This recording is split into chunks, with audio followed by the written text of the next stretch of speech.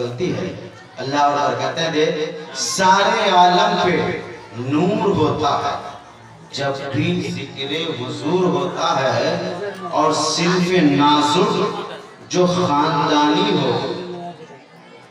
اگر آپ نے جملہ نہیں سمجھا، اردو نہیں سمجھ سکے تو سمجھ لیں کہ عورت اگر خاندانی ہو سر پہ آنچل ضرور ہوتا ہے۔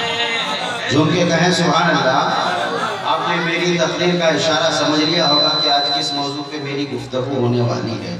سارے عالم پہ نور ہوتا ہے جب بھی ذکر حضور ہوتا ہے، صرف نازک جو خاندانی ہو سر پہ آنچل ضرور ہوتا ہے۔ آج لوگ ہمیں ڈراتے ہیں، مار دیں گے، ہٹا دیں گے، بھگا دیں گے، مسجدیں توڑ دیں گے، لیکن ہم موت سے ڈرنے والے نہیں ہیں۔ اور ہمارے عقیدے کی ترجمانی کرتے ہوئے عالی جناب بیرسٹر اسد الدین اویسی نے پوری دنیا کے سامنے للکار کے کہہ دیا کہ مجھے بندوق تانے لوگوں سے ڈر لگتا ہے۔ یہ کیسا ماحول ہو کہ ایک انسان چلے، کوئی شیطان تو نہیں چل رہا ہے کہ اس کے ارد گرد لوگ بندوق تانے رہے ہیں، انسان ہی تو چل رہا ہے، انسانیت بانٹ رہا ہوگا۔ ارے جو انسانیت بانٹے اس کے ارد گرد بندوق لے کر کھڑے رہنے کی ضرورت نہیں پڑتی۔ جو حیوانیت کا مظاہرہ کرتا ہوگا اس کی حفاظت کے لیے لوگ بندوق تانے کھڑے رہتے ہیں کہ جب یہ کسی کو اذیت پہنچاتا ہے تو ضرور جو بدلہ لینے کے لیے طاق میں ہوں گے۔ میرے دوستو، اسد الدین اویسی نے کہہ دیا کہ موت جس دن آنی ہے اسی دن آنی ہے۔ میری قسمت کا لکھا ہوا ایک دانہ بھی اگر میرے حلق سے نیچے نہیں اترا تب تک موت میری حفاظت کر رہی ہے۔ کہے سبحان اللہ۔ تو میرے دوستو، ہم تمام مومنین کا یہی عقیدہ ہے کہ اللہ نے ہماری قسمت میں جو کچھ لکھ دیا ہے جب تک ہم اس کو برتیں گے نہیں تب تک اس دنیا سے جائیں گے نہیں۔ لاش سندل سی مہکتی ہے تو حیرت کیا ہے؟ کہے سبحان اللہ۔ لاش سندل سی مہکتی ہے تو حیرت کیا ہے؟ تم کو معلوم نہیں ہے کہ شہادت کیا ہے؟ کہیں سبحان اللہ۔ لاش سندل سی مہکتی ہے تو حیرت کیا ہے؟ تم کو معلوم نہیں ہے کہ شہادت کیا ہے؟ میں تو جیتا ہوں فقط کعبہ کی حفاظت کے لیے، زندگی ورنہ مجھے تیری ضرورت کیا ہے؟ زندگی ورنہ مجھے تیری ضرورت کیا ہے؟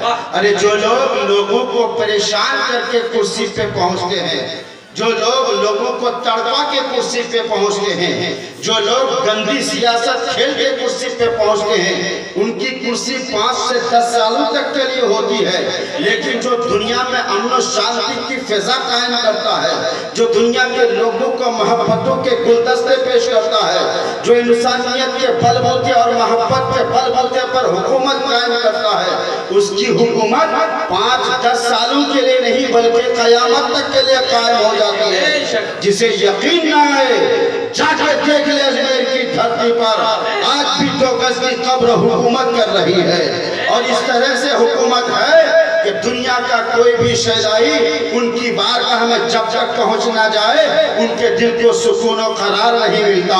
کوئی اس در پہ حاضری دے کر دل کی حسرتیں پوری کر لیتا ہے، کوئی ارمان لیے اس دنیا سے چلا جاتا ہے، لیکن خواجہ کی محبت سب کے دلوں میں جلوہ گر ہے۔ میرے دوستو، خواجہ کا وہ دربار ہے کہ ہم کہیں اور جا کر نہیں بھیک کے لیے دامن پھیلاتے۔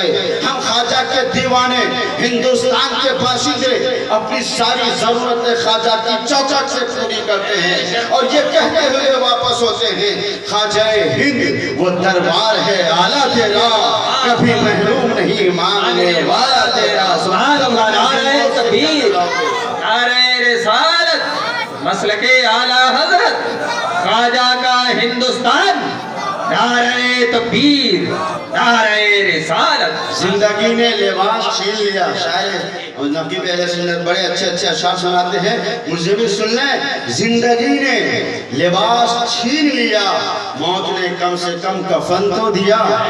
जिंदगी दर बदर फिराती रही, मौत ने मुस्तकिल वतन तो दिया।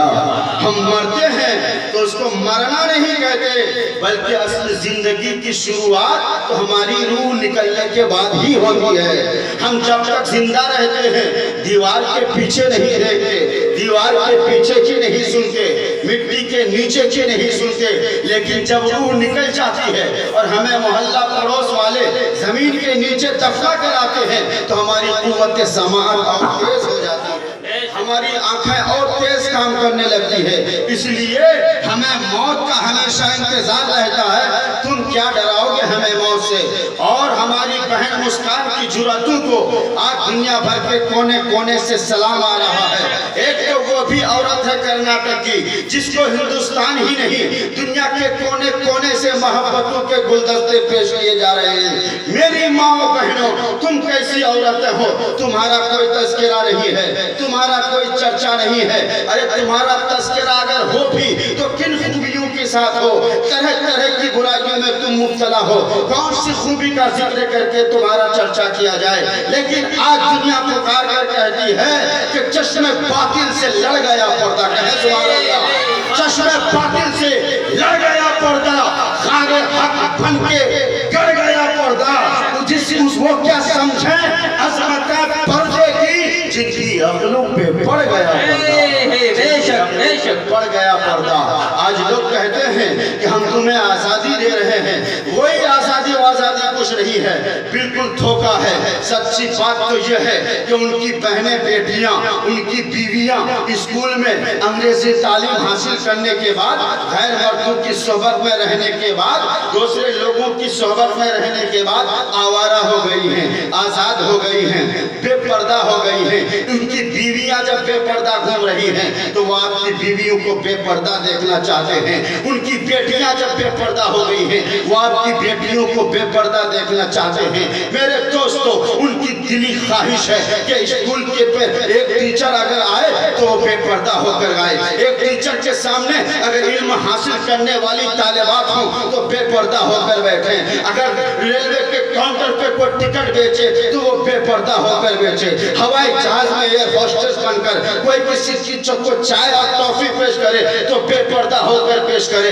मेरे दोस्तों, उन लोगों ने पूरी दुनिया को बेपर्दा करने की कोशिश कर ली है, लेकिन याद रखो इसको आजादी का नाम दिया है, इसको आजादी का नाम दिया है। और औरतों को पहले भड़काया गया, औरतों को जहन दिया गया कि तुम आज घर की चार दीवारी के अंदर कैद रहती हो। इस्लाम ने तुम्हारे साथ नाइंसाफी की है। क्या वजह है कि सिर्फ मर्द ही कौम का हाकिम बनता है, सिर्फ मर्द ही कौम का लीडर बनता है?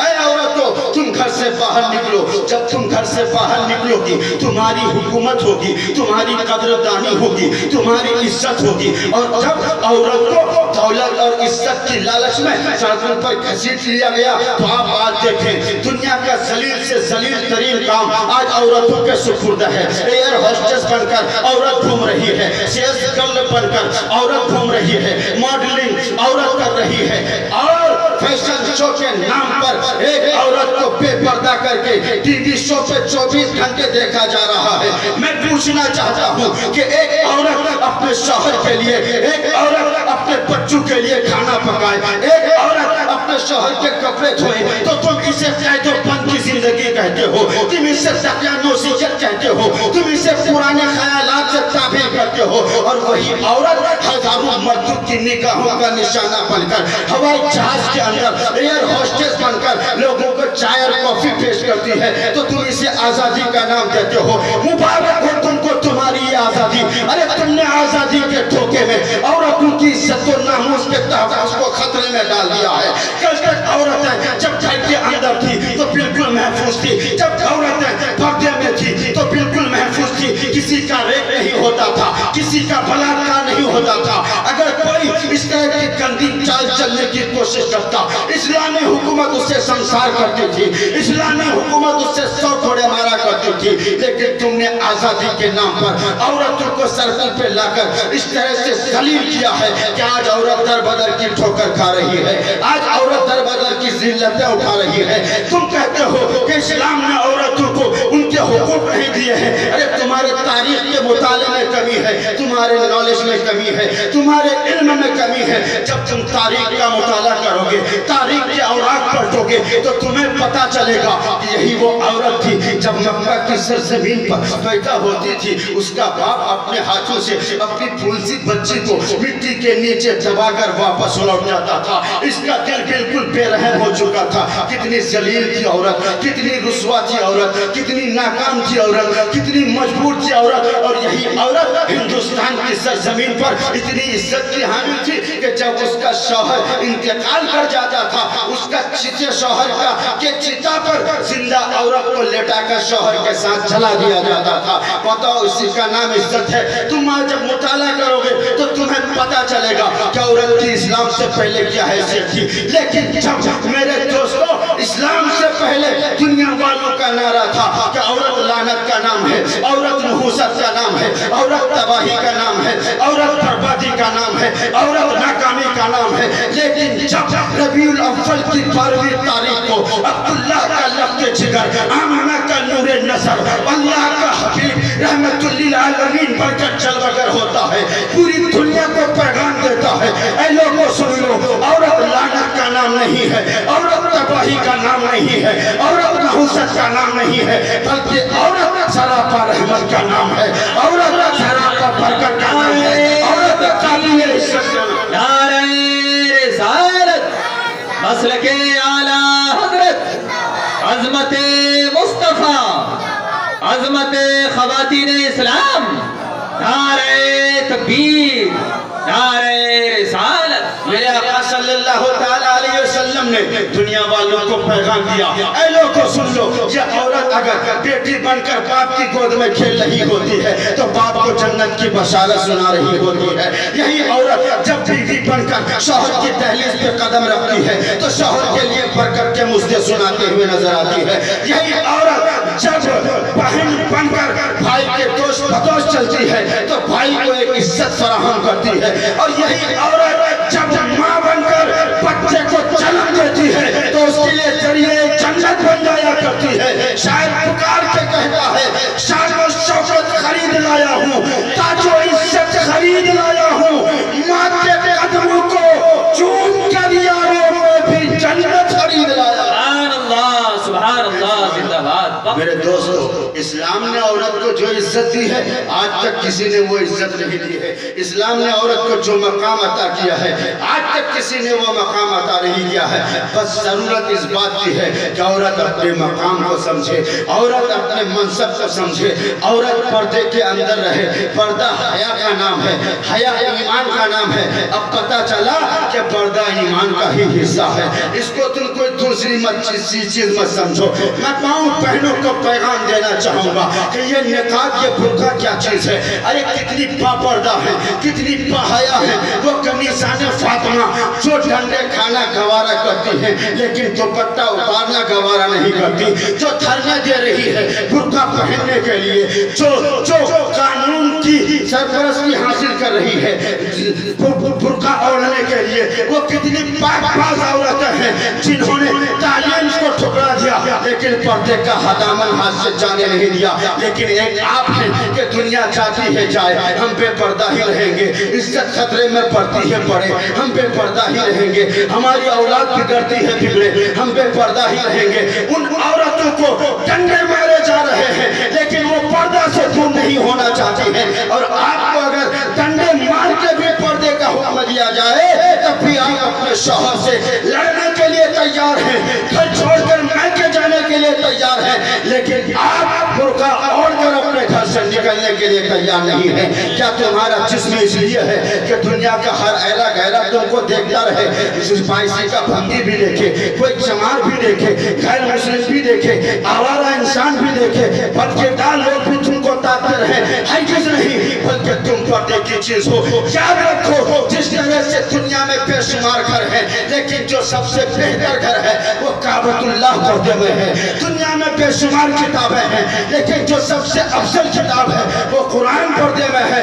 اے لوگوں، اے عورتوں، دنیا میں بے بے شمار قوموں کی عورتیں ہیں، لیکن تم مسلم عورتیں ہو، پردے میں رہنا بہتر سمجھو، پردے میں ہی تمہارے لیے عزت ہے۔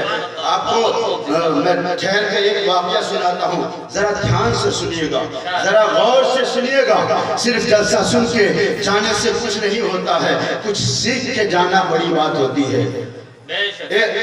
ایک عورت بہت باپردہ باحیا تھی، اس کی شادی کا وقت قریب ہوتا ہے، اس کی شادی کے چرچے ہونے لگتے ہیں کہ اس عورت کو ایک اچھے شوہر کی تلاش ہے، اس کی شرط ہے کہ میں اسی سے شادی کروں گی جو مجھے پردے میں رہنے دے گا، جو مجھے پردے میں رکھے گا، میں اس سے شادی کروں گی۔ ایک نوجوان تیار ہوتا ہے، شرط منظور کرتا ہے، دونوں کا نکاح ہوتا ہے۔ کچھ دن گزرتے ہیں، اللہ اپنے فضل سے ایک اولاد عطا فرماتا ہے۔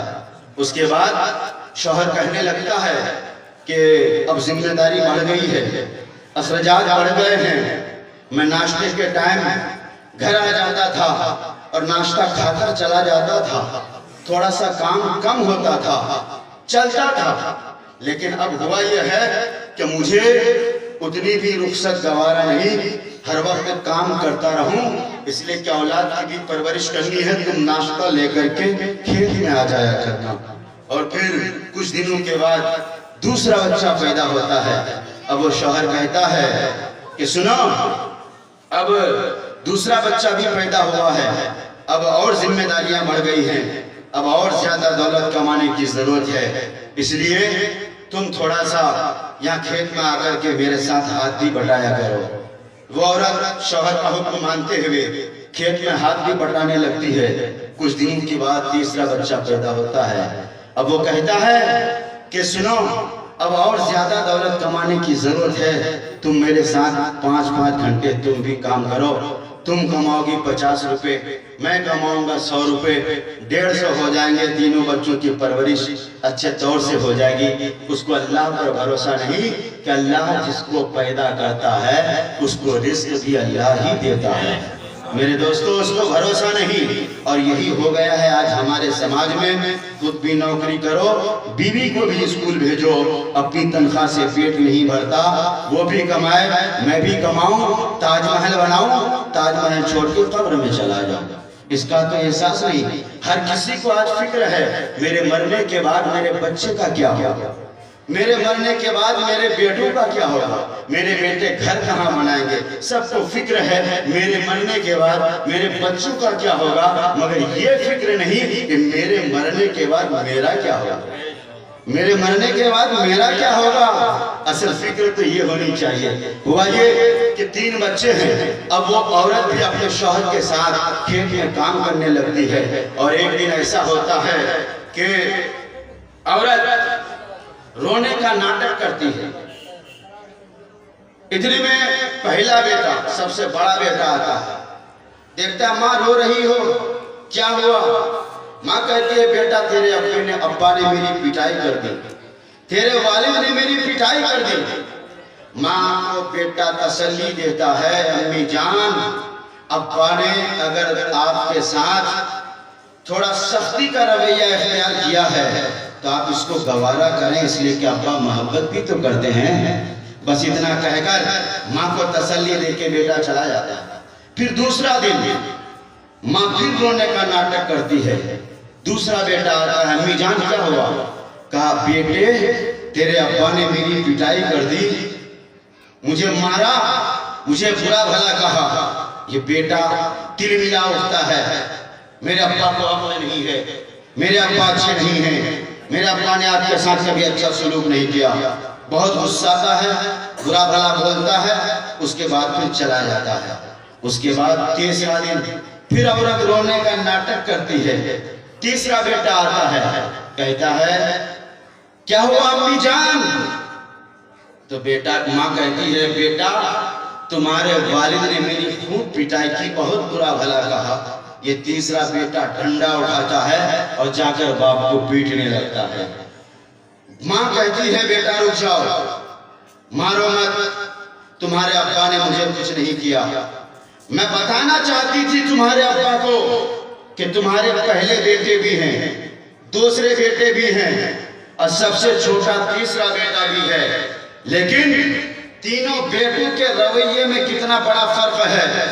बड़ा बेटा आता है, माँ को तसल्ली देता है, समझा बुझा कर चला जाता है, बाप को बुरा भला नहीं कहता।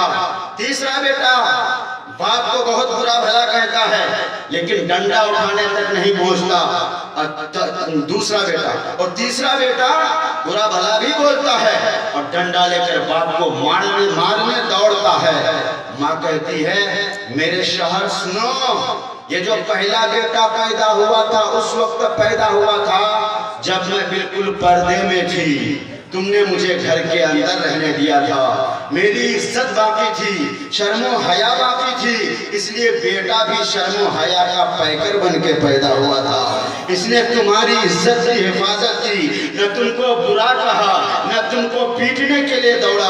और ये जो दूसरा बेटा है, उस वक्त तुमने मेरी आधी इज्जत खत्म कर दी थी, मेरी आधी हया का जनाजा निकाल दिया था, तुमने मुझे नाश्ता लेकर खेत में बुला लिया था। इसलिए इस दूसरे बेटे के अंदर थोड़ी सी बेहयाई सी उसकी फितरत में दाखिल हो गई है और इसने तुमको बहुत बुरा भला कहा। और तीसरा बेटा उस वक्त में पैदा हुआ था जिस वक्त तुमने मुझे बिल्कुल बेपर्दा कर दिया था, जिस वक्त तुमने मुझे घर से निकाल कर खेत में पहुंचा दिया था, इसलिए मैं बेहया थी उस वक्त, तो मेरा बेटा भी बेहया बन करके पैदा हुआ। ना उसने बाप की अजमत का ख्याल किया, ना बाप की इज्जत का ख्याल किया, डंडा लेकर बाप को मारने दौड़ा। इसलिए मेरे दोस्तों, अगर आप चाहते हो कि आपकी औलाद आपकी सालेह औलाद बने, आपकी औलाद आपके लिए आखिरत का सरमाया बने, तो पहले बीवी को शर्मो हया का पैकर बनकर घर के अंदर महफूज रखो।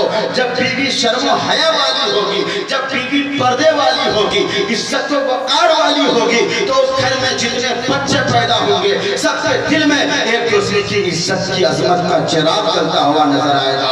उसके दिल में बाप की अजमतों का, एहतराम का फूल खिला हुआ नजर आएगा। इसलिए हम जैसा करते हैं वैसे करतूत की हमें सजा मिलती है। माएं बहनें बेपर्दा घूमती हैं और कहती हैं कि आज मेरा बेटा दूसरे से फोन में बात करता है, ताबीज दे दीजिए। हम समझाते हैं, बेटा नहीं समझता है। अरे तुमने बेटे को जन्म दिया के साल में, खुद बेहया बन करके बेटे को जन्म दिया है, तो वो बेहया बेटा बेहयाई का मुजाहरा नहीं करेगा तो और क्या करेगा। जब तुम कनीज़े फातिमा बनकर अपने बच्चे को जन्म दोगी, तो जब तुम्हारी कोख से बच्चा परवरिश पाएगा, वो हसन और हुसैन की सीरत का नमूना लेकर दुनिया के सामने चमकेगा। मेरे दोस्तों, ये पैगाम मैं देना चाहूंगा अपनी माओं को, अपनी बहनों को, कि आप बिल्कुल शर्मो हया की पैकर बनकर अल्लाह की जात पे भरोसा रखें। रिस्क देने वाला अल्लाह है, खिलाने वाला अल्लाह है। वो चाहेगा तो घर में रहमतें बरसेंगी, वो चाहेगा 50 करोड़ भी कमा कर लाओगे, कभी बरकत नहीं होगी। एक इंसान से बादशाह खुश होता है और उसको कहता है खुश होकर, तुम्हें आज मुझसे जो मांगना है। आप लोग कहाँ जा रहे हैं? कहाँ जा रहे हैं? क्या तकरीर खराब हो रही है? बैठो, इस तकरीर की जरूरत है।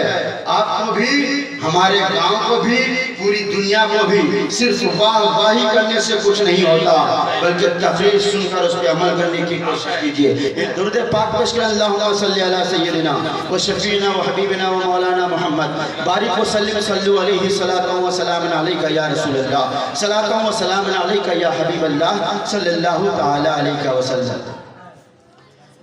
अब मैं दूसरी बात बताने जा रहा था, एक बात याद आ रही है, फिर ज़हन से ना निकल जाए। बहुत आसानी के साथ सुने कि एक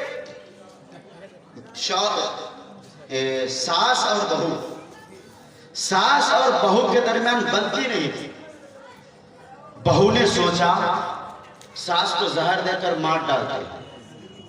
गया एक हकीम के पास, कहा कि हकीम साहब, मैं सास से आजिज आ चुकी हूँ, ये बुढ़ी बिल्कुल दिन रात मुझे पूछती रहती है, मैं काम नहीं करना जानती हूँ, मैं चाय बनाती हूँ तो अच्छी नहीं, गोश्त पकाता हूँ तो अच्छा नहीं, सब बिल्कुल खराब, मैं बिल्कुल बेकार सी चीज हूँ इसके सामने, ये मरेगी तो मुझको सुकून मिलेगा इस दुनिया में। हकीम से जाकर कहती अब हकीम था, उसने एक जड़ी दी کہا کہ یہ جڑی گرم پانی میں ابال کے اپنی ساس کو صبح دوپہر شام وضو کے پانی میں ملا کر کے دینا اور غسل کرانا اسی جڑی سے، اور گرم پانی میں ڈال کر کے جڑی کو ابالنا اور وہ گرم پانی پلانا 10-20 دن اس طرح سے کرو گی تو جسم میں زہر پیدا ہوگا اور تمہاری ساس مر جائے گی۔ حکیم نے یہ مشورہ دیا، جڑی لے کر وہ عورت گھر پہنچتی ہے۔ اب صبح ہوئی، جڑی ڈالا پانی میں، پانی کو ابالا اور پانی گرم ہوا، ساس کی خدمت میں حاضر۔ اب یہ بوڑھی عورت صبح اٹھ کے ٹھنڈے پانی سے وضو کیا کرتی تھی، دیکھتی کہ آج گرم پانی بہو نے رکھ دیا۔ اب جب وہ ناشتے کے لیے پہنچتی ہے، کھانے سے فارغ ہوتی ہے، پانی کا گلاس اٹھاتے دیکھتے پینے کے لیے گرم پانی ہے جس کی اس کو ضرورت تھی، لیکن بڑھیا بہو کے ڈر سے بول نہیں سکتی تھی کہ اس کو کیا کیا کہیں، یہ تو گھر کا سارا کام کرتے پھر کہیں گے کہ ہم کو گرم پانی دو، تو کہتے تم کو مار ہی ڈالیں گے گرم پانی۔ بڑھیا ڈر سے بول نہیں پاتی تھی۔ اب جب غسل کرنے کے لیے ساس پہنچتی ہے، دیکھتا ہے وہاں بھی بگونے میں گرم پانی رکھا ہوا ہے۔ اس طرح کا معاملہ بہو 15-20 دن تک کرتی رہی، اور اس درمیان میں بہت ہنس کے بات کرتی رہی کہ یہ تو بڑھیا مرنے والی ہے، ہم جھگڑا بنا کے رکھیں گے، بڑھیا مر جائے گی، گاؤں والوں کو ہم پر شک ہوگا، کہے گا بہو نے مارا ہے، ہم کو جیل ہو جائے گی۔ اس لیے بہت میٹھی میٹھی بات کرتی تھی، گرم پانی پلاتی تھی، گرم پانی سے نہلاتی تھی، گرم پانی سے وضو کراتی تھی۔ اب جب بہو اس طرح سے خدمت کرنے لگی تو ساس کو حیرت ہوئی کہ میری بہو اچانک اس طرح سے بدل کیسے گئی۔ اب محلہ میں گھومے تو جہاں پر برائی کرتی تھی وہاں جا کے خوب تعریف کرتی ہے۔ پچھم ٹولہ گئی، جا کر کے بہو کی تعریف، میری بہو کتنی اچھی ہے، گرم پلاتی ہے، گرم سے نہلاتی ہے، گرم سے وضو کراتی ہے، میٹھی میٹھی بات کرتی ہے، رات کو پیر بھی دباتی ہے۔ پورب ٹولہ جائے تو بہو کی تعریف، اتر ٹولہ جائے بہو کی تعریف۔ اب عورتوں کو گھومنے کی عادت ہی ہوتی ہے، ساس گھوم کے آئی، اس کے بعد بہو کام وغیرہ سمیٹ کے وہ بھی گھومنے کے لیے نکل گئی۔ اب جب اس محلے میں پہنچے پچھم ٹولہ تو سنتی ہے کہ میری ساس بڑی تعریف کر کے یہاں سے گئی ہے۔ پورب ٹولہ جاتی ہے تو ساس سے اپنی تعریف سن کے باغ باغ ہو جاتی ہے۔ پچھم ٹولہ جاتی ہے، وہاں بھی سن کے آتی ہے کہ ساس نے میری بڑی تعریف کی ہے، بہو کا دل باغ باغ ہو جاتا ہے۔ اب یہ سوچتی ہے اللہ یہ کتنی اچھی ساس ہے، پورے محلے میں میری تعریف کر رہی ہے، میری تو جے جے ہو رہی ہے، میں کیا کروں گی جب یہ ساس مر جائے گی؟ میں نے تو اس کے کھانے میں زہر دے دیا ہے، میں نے تو اس کے پانی میں زہر دے دیا ہے۔ اب وہ گھبرا جاتی ہے اور دوڑ کے حکیم کے پاس پہنچتی ہے، حکیم سے عرض کرتی ہے حکیم صاحب میں نے جو آپ سے زہر مانگا تھا میں نے پورا کام کر لیا ہے، اب میری ساس لیکن بہت بدل گئی ہے، وہ بڑھیا جو میری ہمیشہ برائی کرتی رہتی تھی، میرے کسی کام کو پسند نہیں کرتی تھی، آج ہر طرف میری تعریف کرتی نظر آ رہی ہے، اس سے اچھی ساس پوری دنیا میں کسی بہو کو نہیں ملی ہوگی۔ حکیم صاحب آپ کے پیر پکڑتی ہوں، میری ساس کو بچا لیجئے، زہر کا انفیکشن دور کر دیجئے، میری ساس کو بچا لیجئے، کچھ ہو جائے سب چلے جائیں لیکن میری ساس زندہ رہنی چاہیے۔ اب حکیم سمجھا کے کہتا ہے اے بیٹی سن لو، میں نے کوئی زہر نہیں دیا تھا بلکہ ایک جڑی یوں ہی دے دی تھی جس سے فائدہ ہی پہنچتا تھا تمہاری ساس کو، لیکن تم نے جو صبح گرم پانی دیا، پینے کے لیے گرم پانی دیا، ہنس ہنس کے بات کی، اس کی خدمت کر کے اس کا دل جیت لیا ہے، اس لیے تمہاری بہو تمہاری ساس ہر طرف تمہاری تعریف کرتے ہوئی نظر آ رہی ہے۔ اب جا اور اسی طرح سے آخر دم تک اس کی تعریف کرتی رہے، اس کی خدمت کرتی رہے، آخر وقت تک تمہاری ساس تمہارے اوپر تمہارے ماں باپ سے زیادہ مہربان نظر آئے۔ سبحان اللہ، کیا نعرہ نہیں لگے گا؟ نعرہ تکبیر، نعرہ رسالت، مسلک اور زور سے لگائیے، علماء اہل سنت، نعرہ تکبیر، نعرہ رسالت۔ صرف واقعہ سن کے ہنس کے نعرہ لگا کے جانے کی ضرورت نہیں ہے۔ بہو کو سبق یہ دیتا ہوں کہ کہیں بھی جائے ساس کی تعریف ہی کرے، صرف 1 مہینہ تعریف کر کے دیکھو، اگرچہ ساس بالکل کھڑوس ہوگی وہ بھی بالکل مہربان ہو جائے گا۔ اور ساس کو سبق دیتا ہوں کہ بہو کتنی ہی خطرناک رہے، امریکہ سے پڑھ کر کیوں نہ آئے، چائے بنائے میٹھی لگے یا پھیکی، بولو بہو بہت اچھی چائے بنائی تھی، गोश्त पकाए, कहो कि हाँ फला लोग जितने खा के गए बहुत तारीफ कर रहे थे। तो जब इस तरह से आप मोहल्ले में अपनी बहू की तारीफ करोगी ना, तो बहू दौड़ दौड़ के हर काम में तुम्हारी खिदमत में हाजिर रहेगी। तुम्हारी बेटी से ज्यादा तुम्हारी बहू तुम्हारी खिदमत करेगी। तो सास बहू की तारीफ करे और बहू सास की तारीफ करे। मैं भी ऐसा ही करता हूँ। एक हाफिज साहब चापाखोर में आए थे, मैंने उनकी तनख्वाह मुकर्रर करवाई और रखवाया। उसके बाद मैंने तारीफ करना शुरू कर दिया, हाफिज साहब बहुत मेहनत करते हैं। अब दूसरा दिन देखता हूँ कि हाफिज साहब 11 बजे रात तक बच्चों के साथ बैठे हुए। अब मैं कमेटी वालों से बोलता हूँ कि हाफिज साहब दरसगाही में बैठकर ऊँघते हैं मगर बिस्तर में जाकर सोते नहीं हैं। अब कमेटी वाले हाफिज साहब से कहते हैं कि हजरत आपकी बहुत तारीफ करते हैं, कहते हैं कि बहुत मेहनती हाफिज साहब हैं। अब हाफिज साहब खुश होकर के साल भर उन्होंने इतनी अच्छी मेहनत की, इतनी अच्छी मेहनत की कि जिन मुदर्रिसीन को डांटते डपटते रहे उन्होंने इतनी मेहनत नहीं की जितनी इन्होंने तारीफ से खुश होकर के मेहनत कर दी। हाँ, ये शुक्रिया अदा करो नेमत बढ़ जाएगी, शुक्रिया अदा करो नेमत बढ़ जाएगी। बहू एक लोटा पानी ला करके दो, शुक्रिया अदा करो, बहुत अच्छा बेटी तुमने क्यों लाया, हम ही ला लेते, बहू खुश हो जाएगी। अब दूसरा दिन नहाने का भी पानी ला करके देगी। अबे बेटी तुम तो दिन भर काम करती रहती हो, रात में पैर क्यों दबाती हो, एक दिन बोलो 10 दिन दबाने के लिए तैयार हो जाएगी। यकीनन अगर अपने मुआशरे को अच्छा बनाना है, अपने घर को जन्नत निशान बनाना है, तो एक दूसरे की इज्जत करना सीखो। सास बहू की इज्जत करे और बहू सास की इज्जत करे। ये नहीं कि बहू कहने लगे जब से इस घर में आई हूँ कोई सुकून नहीं है, कोई मजा नहीं है, कभी चैन नहीं, कभी सुकून नहीं। एक लुकमा भात खाने के लिए सुबह से लेकर के रात 10 बजे तक बांदी की तरह नौकरानी की तरह काम करती हूँ। एक लुकमा भात खाने के लिए इतनी दिक्कत, इतनी परेशानी, इससे बेहतर तो यही कि मर जाऊं। मेरे दोस्तों, मैं अपनी बहनों से कहना चाहूंगा, अगर आपको चैन और सुकून से भात खाना है तो काम करो और तारीफ करो, यकीनन तुम्हारा काम हल्का हो जाएगा, तुम पर इनाम ज्यादा हो जाएगा। और शौहर की भी तारीफ किया करो, शौहर को खुश रखो।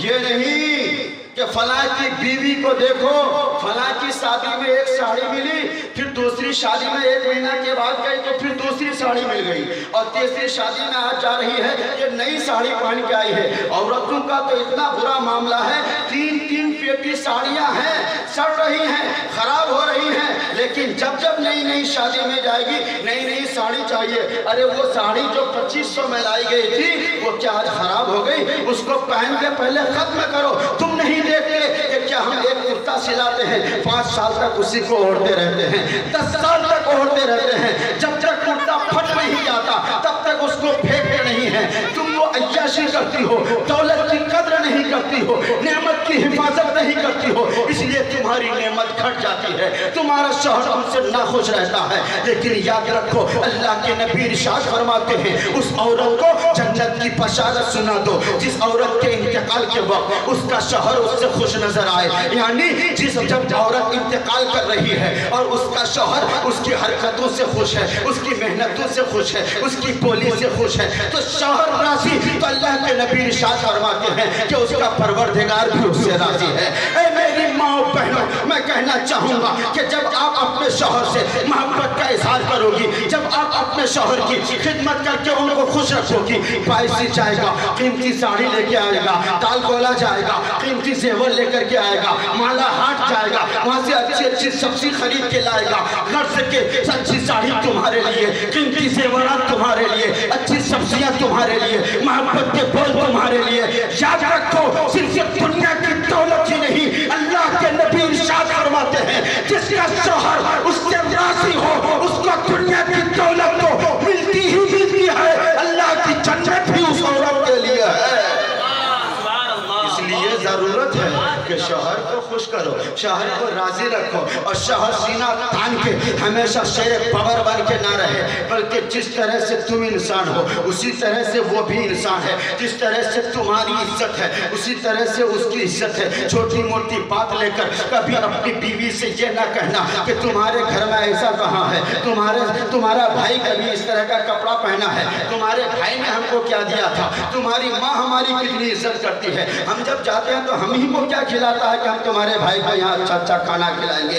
हर किसी इस तरह की बातें करके रिश्तेदारी को खत्म मत करो, बल्कि एहसास करो कि उसने सबसे कीमती दौलत तुम्हारे हवाले की है, जिसको आंखों का नूर बनाकर पाला, दिल का सुरूर बनाकर पाला, जिसकी खातिर मशक्कतें उठाता रहा, जिसकी खातिर तमाम तकलीफें उठाता रहा, जिसको 17-18 साल की बरस तक हर तरह से ऐशो आराम में रखा, उस नूर के टुकड़े को तुम्हारे हवाले कर दिया है। इसे खुश देखकर बाप का दिल खुश होता है, इसे सुकून में देखकर बाप का दिल सुकून महसूस करता है। इसलिए तुम अगर खुद सुकून में रहना चाहते हो तो अपने ससुर को सुकून पहुंचाने की कोशिश करो, अपने सुकून की इज्जत की हिफाजत करो। मैं कहना चाहूंगा, लोग आज दौलत के लिए, लोग जहेज के लिए, लोग जहेज के लिए न जाने क्या क्या हरबे इस्तेमाल करते हैं। वो होता है ना, हाथी का दांत दिखाने का और खाने का और बोलने का होता, कोई डिमांड नहीं, हमको कुछ नहीं चाहिए। और हकीकत में क्या होता है, जैसा जमाना चलता है वैसा चलाइए, जैसा जमाना चलता है वैसा चलाइए। पहले दूर दूर से खबर लेता है मिलने वाला क्या क्या है, जो ही उसको यकीन होता है कि यहाँ शादी करेंगे मोटरसाइकिल नहीं मिलेगी, कुछ नहीं बोलेगा, बोलेगा कि ये रिश्ता सबकी राय नहीं हो रही इसलिए हम करने के लिए तैयार नहीं है। असल बात यह है कि दूल्हा के बाप की राय नहीं होती है। वो सोचता है मैंने बेटे को मौलाना बनाया है, मैंने बेटे को पढ़ाया है, मैं उसकी बेटी को जिंदगी भर पालूंगा, मेरा बेटा उसकी बेटी को अपनी मोटरसाइकिल में लेके घुमाएगा। क्या वो बखील एक मोटरसाइकिल भी अपने बेटी को दे नहीं सकता है? मेरे दोस्तों, आप तुम चाहते हो कि वो बीवी, वो औरत तुम्हारे घर में बीवी बनकर आए, तुम्हारे बाप की खिदमत करे, तुम्हारी माँ की खिदमत करे? हरगिज़ ऐसा नहीं हो सकता। एक औरत अपने दिल में मोहब्बतों के गुलदस्ते सजाए बैठी रहती है कि कोई आए उसका हाथ थाम कर ये मोहब्बतों का फूल वसूल करे, लेकिन वो औरत देखती है कि मेरी शादी हो रही थी तो यही मेरा शौहर था जिसने मेरे बाप की जमीन बिचवा दी थी,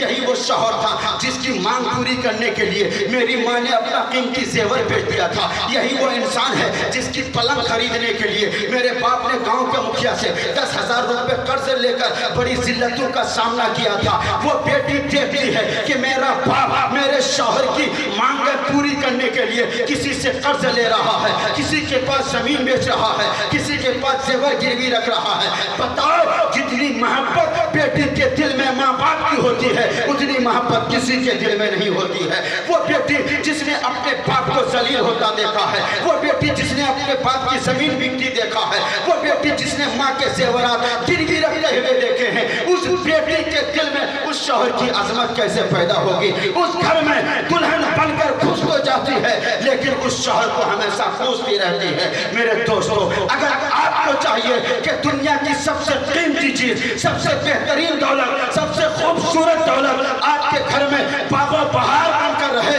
तो पहले आप उसके माँ बाप की इज्जत करो, उसको आराम से रहने दो। यकीनन ये जब औरत तुम्हारे घर में आएगी तुम्हारी खादिमा बन के आएगी। हज़रात गिरामी, जरूरत है। अच्छा, एक मसला मुझे याद आ रहा जो मैंने अपनी आंख से देखा। मौलाना मुशाहिद साहब जब इंतकाल कर रहे थे, कई दिनों तक बेचारे बहुत मरीज रहे, सख्त परेशानी में रहे। हरगिज आप बुरा न समझना कि देखो किस तरह तड़प तड़प के मरा, हरगिज नहीं। मोमिन को कांटा भी चुभता है तो अल्लाह उसके बदले में गुनाह माफ फरमाता है। अरे वो कितना खुश नसीब है कि कब्र में जाने से पहले ही छोटी मोटी तकलीफ सहकर आखिरत की बड़ी बड़ी तकलीफ से निजात पा रहा है। वो मौत को याद कर रहा है, खुदा को याद कर रहा है, तौबा वो इस्तिग़फ़ार कर रहा है। वही अगर उससे कुछ पाता है तो उसके बारे में जब होश आता है बेटे को समझा भी देता है कि फलां से मैंने इतना लिया था, तुम चलते फिरते अचानक मर गए, क्या पता कलेमा भी पढ़ने का मौका मिला कि नहीं मिला। किसी का कुछ तुम्हारे पास था तो वारिसीन को समझाने का मौका भी मिला कि नहीं मिला। तो खैर, अल्लाह उनकी मग़फ़िरत फरमाए। मोमिन को एक कांटा भी चुभता है तो अल्लाह उसके बदले में उसके गुनाहों को माफ़ फरमाता है। तो मौलाना मुशाहिद साहब मेरे भाई हैं, जब वो इंतकाल कर रहे थे उनके करीब जा जाकर लोग हमको पहचाने, मुख चिल्लो, मुख चिल्लो। अरे वो आदमी सख्त परेशानी में है और आप जाकर के उनको परेशान कर रहे हैं, मुख चिल्लो हमी के। मुख चिल्लो हामी के कम से कम 200 आदमी जाकर के इस तरह पूछेगा एक आदमी को, हमसे 200 आदमी अगर मुसाफा करता है तो हम परेशान हो जाते हैं, जबकि हम सेहतमंद हैं, तंदुरुस्त हैं, मुसाफे में इज्जत भी मिलती है कि फला सलाम कर रहा है, मुसाफा कर रहा है, उसका हाथ चूम रहा है। लेकिन जो ही ये मुसाफा 50 से आगे बढ़ने लगता है तो मौलाना लोग थक जाते हैं कि मुसाफा वगैरह छोड़ो, हमको जाने दो, हो गया। लेकिन आप जबरदस्ती उस मरीज इंसान को, उस भूखे इंसान को, उस प्यासे इंसान को जिसके हल्कत से पानी का कतरा भी नहीं उतरता, आप उसकी आंख खुलवा के फाड़ फाड़ के उसको पूछ रहे हैं कि मुख चिल्लो। मेरे दोस्तों, ये सोच की कमी है। मैं अपने बड़े बुजुर्गों को बुरा नहीं कहता, कोसता नहीं, बस एक पैगाम देना चाहता हूँ कि मरीज जिस हाल में है उसको रहने दो, वहाँ जाकर ज्यादा शोर शराबा हंगामा करने की जरूरत नहीं। तौफीक हो तो एक आदमी जोर से कुरान की तिलावत करे, ये नहीं कि 5 हाफिज बैठा दिया, कोई पढ़ रहा कुल या अय्युहल काफिरून, कोई पढ़ रहा अल्हम्दुलिल्लाहि रब्बिल आलमीन, कोई पढ़ रहा अल्लाहु ला इलाहा इल्ला हुवल हय्युल क़य्यूम। अब बताओ वो क्या सुनेगा, इसकी सुनेगा कि उसकी सुनेगा? इसलिए और लोग दिन ही दिन में जिक्र अस्कार करें, दरूद पढ़ें, तस्बीह पढ़ें, एक इंसान जोर से पढ़े ताकि वो सही सही सुन सके और उसकी रूह निकले, तो कुरान सुनते हुए उसकी रूह निकले। मेरे दोस्तों, इस पे अमल करने की कोशिश करें। दूसरी बात यह है कि कोई बीमार होता है, उसका डेली का 5-5 हज़ार का बिल आता है। अब वो बीमार खुद अपने बिस्तर पे लेटा हुआ है, उसकी बीवी उसको सुबह उठाती है, पेशाब कराती है, पाखाना कराती है, उसके गंदे कपड़े बदलती है, उसको खाना खिलाती है, फिर दोपहर का टाइम होता है। अब ऐसे में मेहमान जाकर के बैठ जाते हैं रात रहने के लिए। 1 किलो सेब ले लिया, 1 किलो अनार ले लिया, जाके 2 टाइम खाना खाएगा तब वहां से आएगा। क्या आपको एहसास होता है कि 2 टाइम का खाना तैयार करने में उस बीवी पर कितनी मशक्कत गुजरती है? वो तो शौहर की खिदमत करते करते थक चुकी है, तुम जाकर के अपनी खिदमत करवाने लगे हो। ये इयादत का तरीका नहीं है, बल्कि इयादत का तरीका यह है कि गए मरीज के करीब जाके सलाम किया, खबर खैरियत पूछी अगर वो होश में है, और उनको तसल्ली दी, घबराइए मत, इस तरह की बीमारियों का इलाज हो जाता है। बहुत सारे लोग अच्छे हो गए हैं, दवा वक्त पे खाइए, आप भी अच्छा हो जाइएगा, और 5 मिनट 10 मिनट के बाद वहां से रवाना हो जाइए, वहां बैठ के चाय, वहां बैठ के अंडा, वहां बैठ के नाश्ता, वहां बैठ के मुर्गी ज़बह करवाना, बायसी से मछली मंगवाना, क्या यही इंसानियत सिखाती है? ये सिर्फ हमारे अंदर जहालत की वजह से इस तरह की बीमारियां पैदा हुई हैं। और कोई किसी को खाना ना खिलाए तो उसकी शिकायत सारे रिश्तेदारों में करने लगते हैं। हम फला के घर 1 किलो सेब लेकर के गए, 1 किलो अनार लेकर के गए, 500 रुपया भी हाथ में देकर के आए और हमें खाना तक नहीं खिलाया।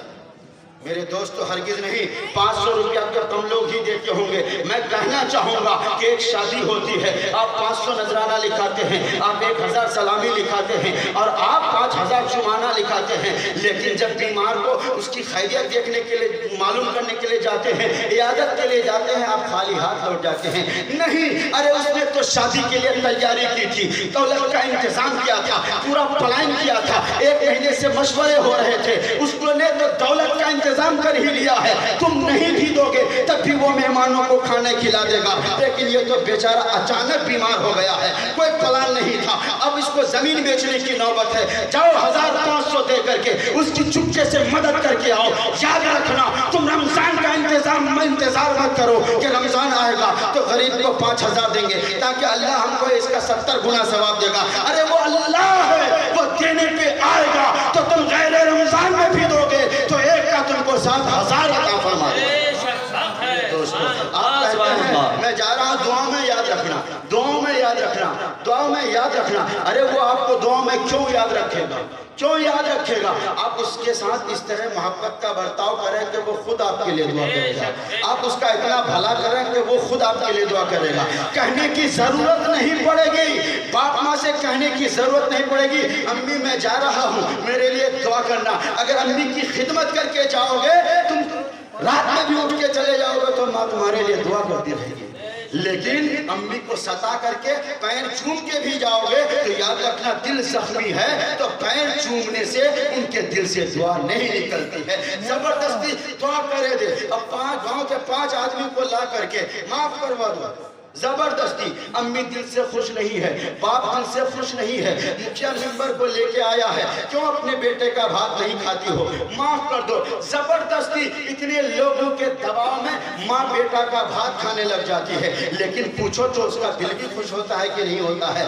جب تک دل راضی نہیں ہوگا تب تک دعائیں نہیں نکلے گی۔ صرف منہ سے جملے ادا کر دینے سے اللہ اس دعاؤں کو قبول نہیں فرماتا۔ اور سن لو، ماں باپ کے دل کو خوش رکھو گے تو ماں منہ سے بولے نہ بولے، باپ منہ سے دعا دے نہ دے، یقیناً اس کا دل خوش رہے گا، اس کے بدلے میں اللہ رحمتیں نازل کرے گا۔ بس آخری بات کہہ کر کے میں اپنی گفتگو ختم کر رہا ہوں۔ میں جب ایک جگہ تقریر کر رہا تھا، ایک آدمی نے پوچھ دیا کہ بتائیے اللہ تبارک و تعالیٰ نے دنیا کس لیے پیدا کی، اچھائی کے لیے یا برائی کے لیے؟